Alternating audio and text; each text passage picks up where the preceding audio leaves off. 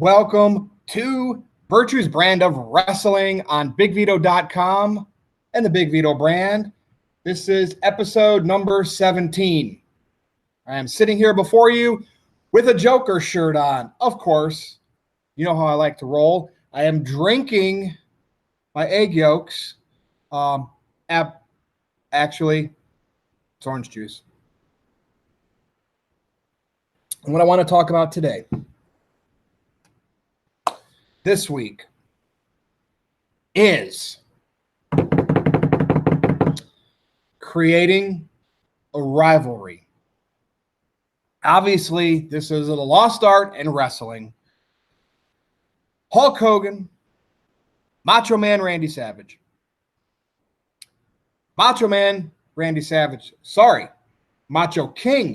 Randy Savage, and the Ultimate Warrior. Bret Hart, Shawn Michaels, Stone Cold Steve Austin, Vince McMahon, Stone Cold Steve Austin, and The Rock. And I'm just going to end there right now because you get my point. Contributors on other websites, they're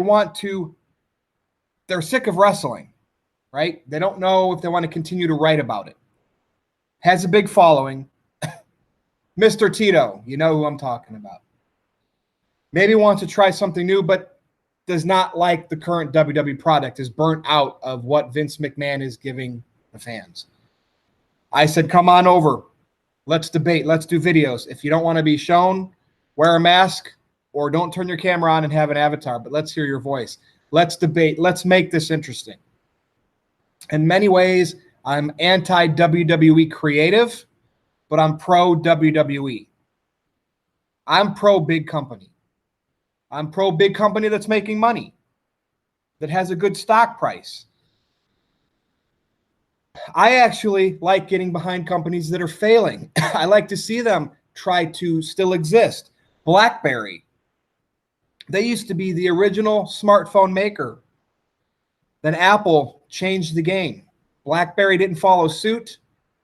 Android came along also. BlackBerry is now a software company, but they're still around. They don't even make their phones. Their phones are really just a third party with the BlackBerry logo on them, and Android runs and operates them. This is my point, though. Creating a rivalry. Apple created the rivalry. They said BlackBerry's the enemy. Android's the enemy. But BlackBerry didn't follow suit. WCW once did that, which made WWE change your product. It makes things interesting. Now, with all due respect, in real life, as a shoot, when you create a rivalry, if you want to do it in front of the masses, maybe have private conversations, set up the angle. Don't just maybe do it on social media. I understand, I get, or, basically on TV, if you're a wrestling company, I get that you have to have a certain form of respect. But we know the best angles of wrestling on television are stuff that stems from rivalries in real life. So shame on us for wanting to have that type of stuff translate into rivalries on podcasts, on the internet, on television, in professional wrestling. Competition, saying I know more than you, I'm better than you, depending on the situation of what it actually is, has always been a draw. Before I get into the meat and potatoes of the wrestling part of it, everybody knows Nintendo was dominant in the United States in the late 80s and early 90s. They controlled 90% of the U.S. market share in the video game market. Then along came Sega. One Tom Kalinske, who helped create the Flintstone vitamin, who resurrected Hot Wheel and actually brought Matchbox to Hot Wheel. I think he helped with that. The Barbie brand. He-Man. You know how he sold He-Man figures? One Tom Kalinske, he created a cartoon as the free advertising and gave it away to TV networks. That was the free advertising. And they couldn't advertise He-Man during the 30, it was some law, during the 30-minute cartoon show, but they were able to sell the advertising spots they were given to other companies or advertise Hot Wheels or something else within that Mattel universe. During the 30-minute show of the cartoon, that was the advertising for He-Man. He then went to Sega and said, you know, why is Nintendo dominating? He then came up with an aggressive marketing strategy. And the Sega Genesis at one point from like 92 to 93 passed Nintendo, who had the Super Nintendo and the Game Boy.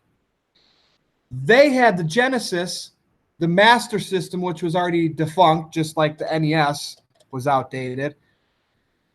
It was the Super Nintendo and the Game Boy versus the Genesis and the Game Gear.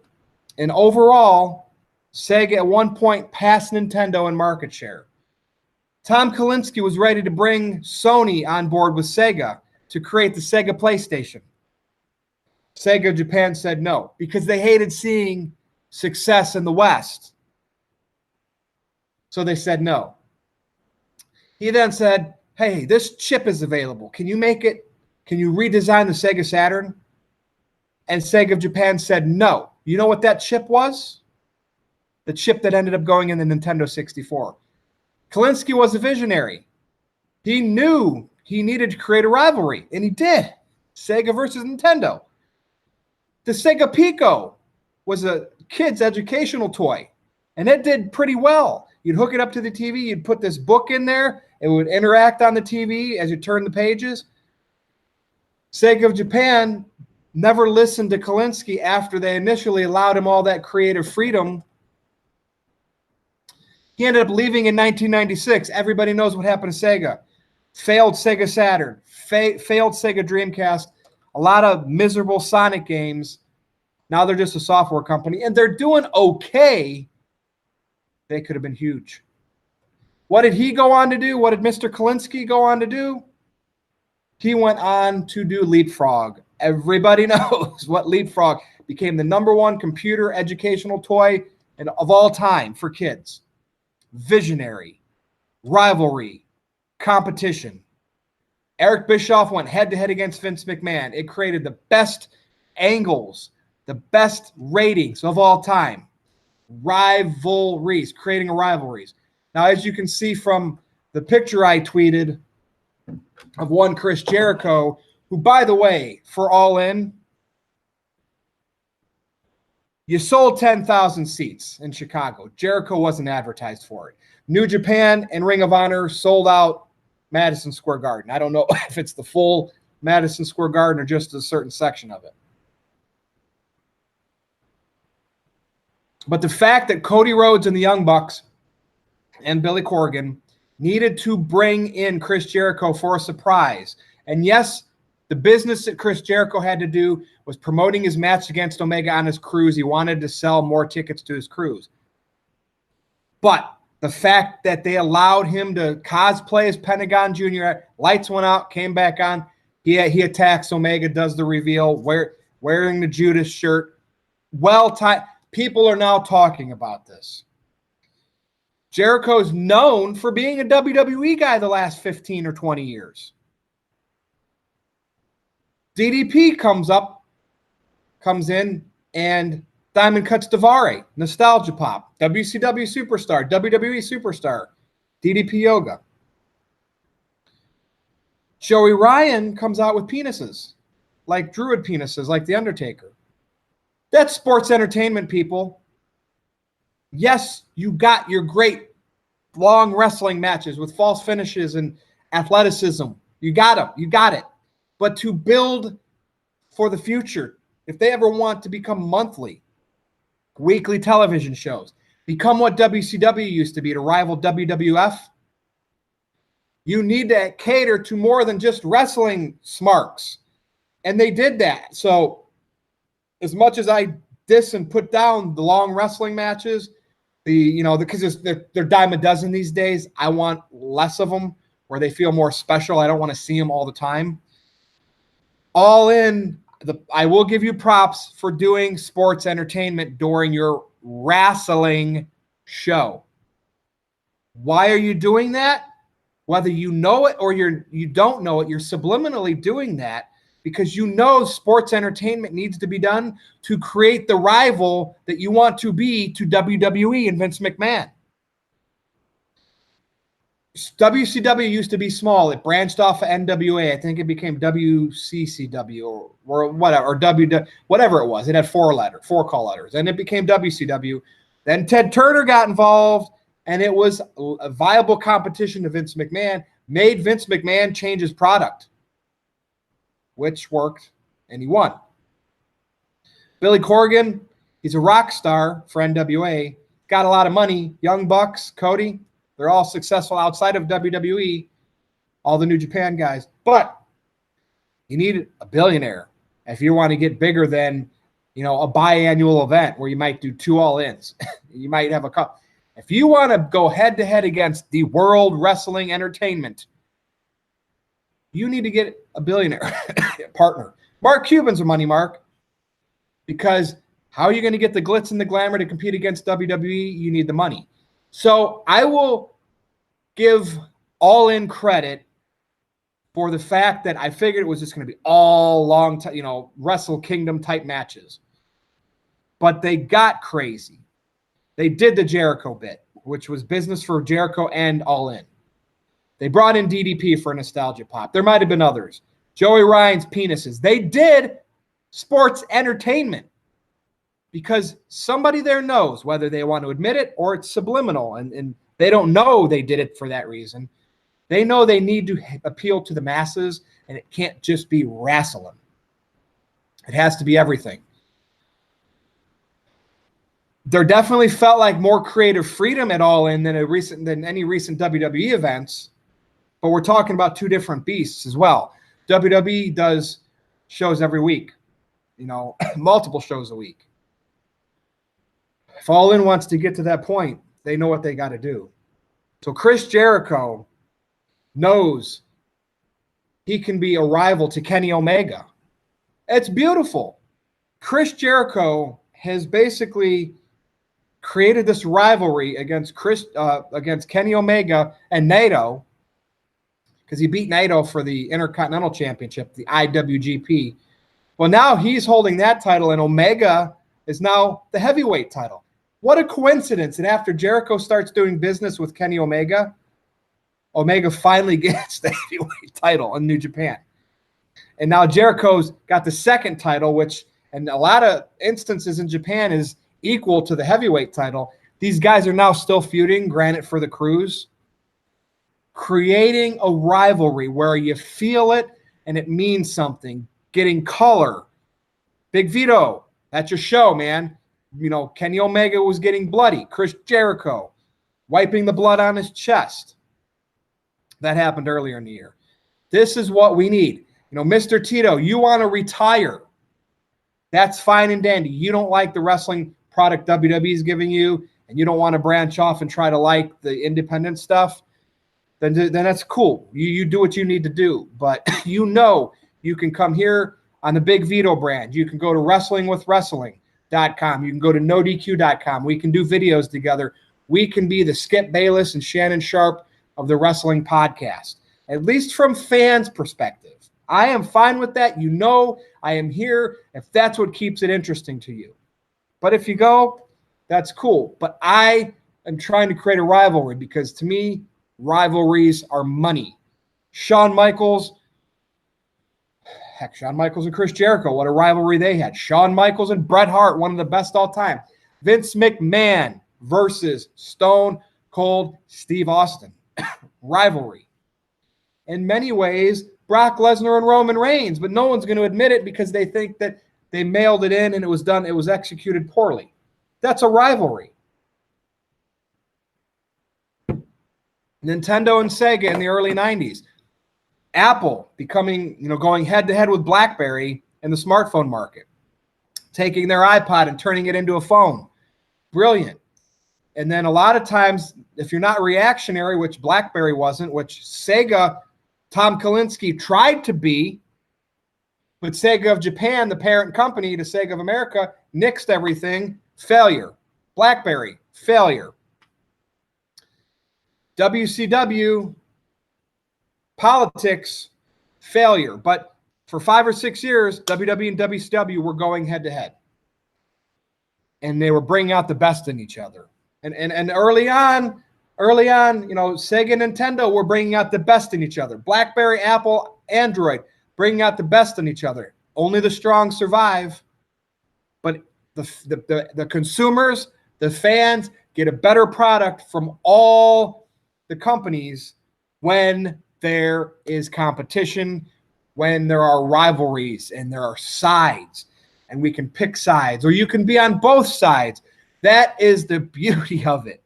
And I love what Chris Jericho's doing, because he could have, for the longest time, he didn't work for anybody but WWE.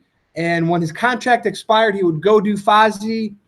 He would leave for a while, but he would come back and sign a new contract, whether it was 90 days, 6 months. This time he didn't. He might be doing pay-by appearances when he showed up at the Greatest Royal Rumble, when he showed up on Raw 25 to do the backstage skit with Elias. But the fact remains is now he's actually working for New Japan, even if it's per match. Did the spot at All In. He's doing his own cruise.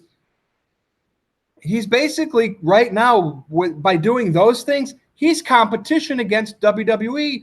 All In, you're smart for having that spot with Jericho, even though it was Jericho doing business for himself to promote his cruise.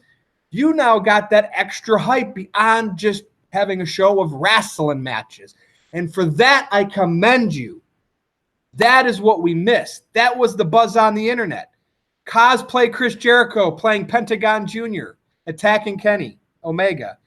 Penises, Joey Ryan, and a diamond cutter. And, I did see stuff about Marty Scurll and Okada and some of the other, and Cody Rhodes winning the NWA title, right? The lineage to his father.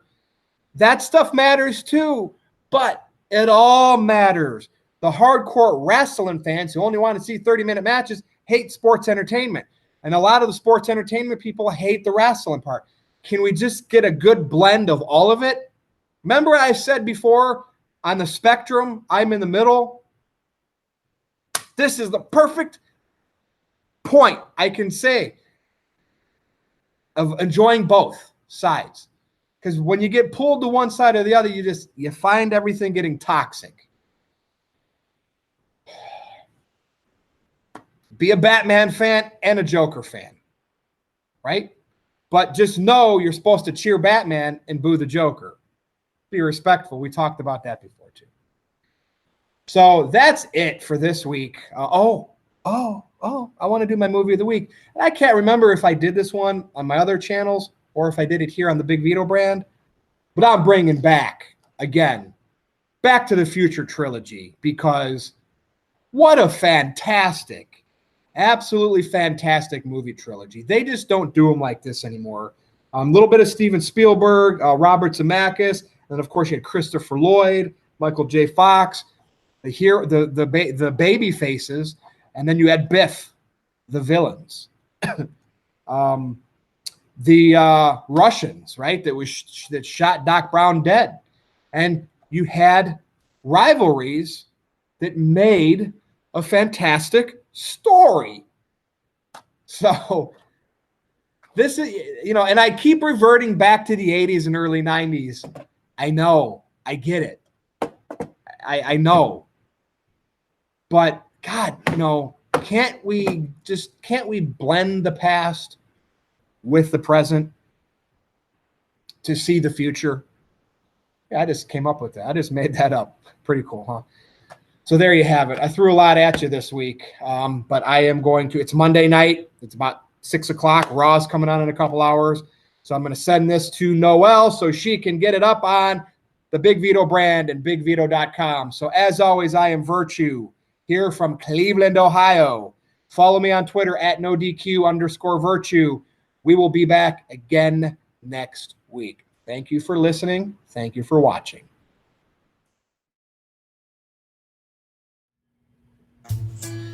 Hey, it's Virtue here from BigVito.com and the Big Vito brand. And I wanted to let everybody know, in case you already didn't, go to ProWrestlingTees.com and search Big Vito, because you will see a spread of t-shirts that are must-owned. And you know what? Here is one as an example. So I hope Noel puts this on the end of some of my videos, because it really makes me look like a big deal that I'm doing commercials for Big Vito's t-shirts on ProWrestlingTees.com. But seriously, folks, you want to represent the Pavarotti of hard shots to the body? Seriously, no joke. You want to get color with the Big Vito and the Big Vito brand?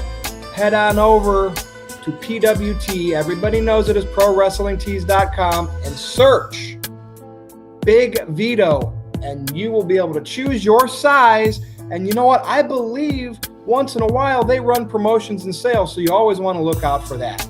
But anyway, I am Virtue from BigVito.com and the Big Vito brand. Thank you for listening to me.